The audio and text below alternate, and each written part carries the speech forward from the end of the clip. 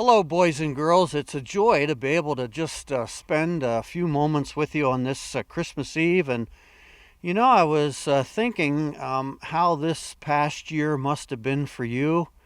Of course, it's been a real challenge for all of us, but I'm sure for you it's been really just a difficult year, especially with all the changes you've had in school and not being able to see your friends as regular as I know you would like. And I know for all of us it's been difficult, but I was just trying to imagine, I was trying to put myself back many years ago at being your age and how it would have been dealing with this past year. And that was very difficult for me, but I can only imagine there were many times when you felt like you were afraid, times when you were angry, times when you probably were confused.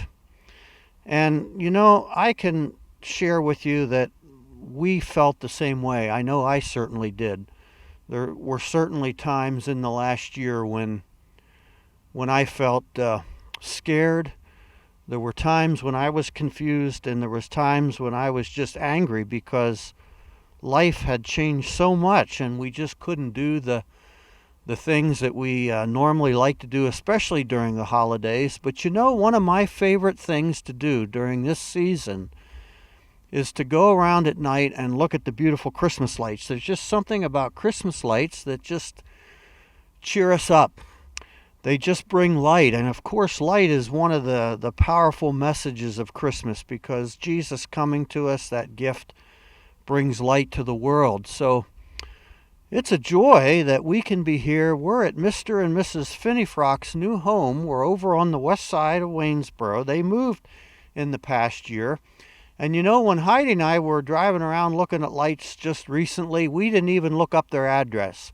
We just thought we would be able to find it by just looking for the glow. And we found it pretty quickly, because we knew that Mr. and Mrs. Finneyfrock always put up a lot of lights. They did where they used to live, way or over on the other side of town. And now they're over here on the west side, and we're thankful for them. They're allowing us to enjoy their beautiful lights that they put up for the whole community, for our whole area this year. And we're enjoying that tonight. And I asked them, I said, why do you go to so much trouble in putting up so many lights and decorating? And their answer was very, very meaningful to me.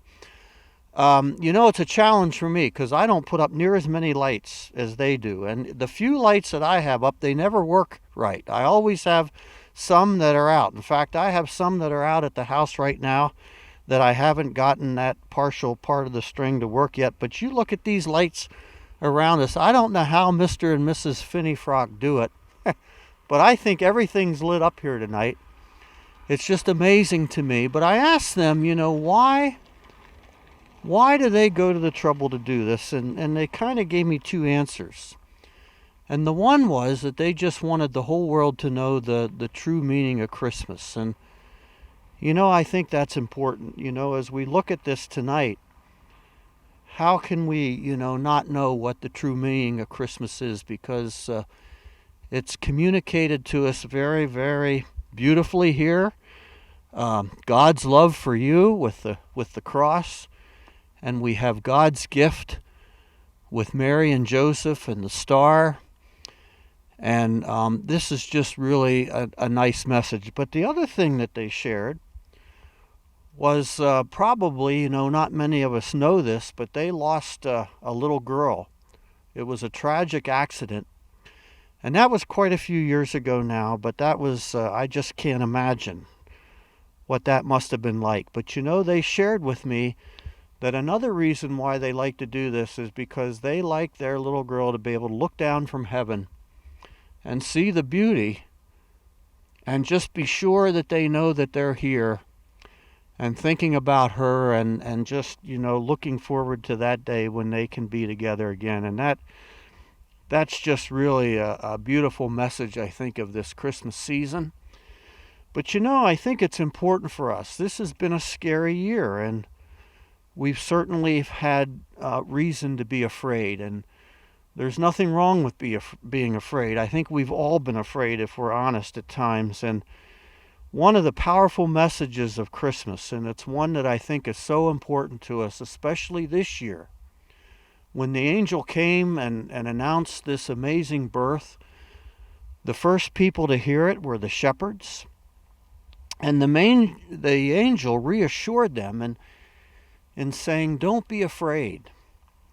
For I bring you the greatest news possible, that born tonight in the city of David, Bethlehem, is a Savior that's born for all of us." And that includes us tonight.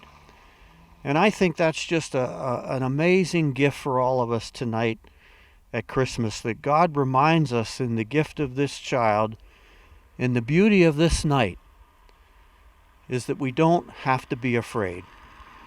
And I'm just so thankful for you and just how brave you've been, and how I know you've been just great through this, and your parents have told me that, and we're proud of you, and we're just so very thankful that you're part of our church family and can be sharing with us tonight. And it's our prayer that God will just continue to go with us as we journey through this new year together.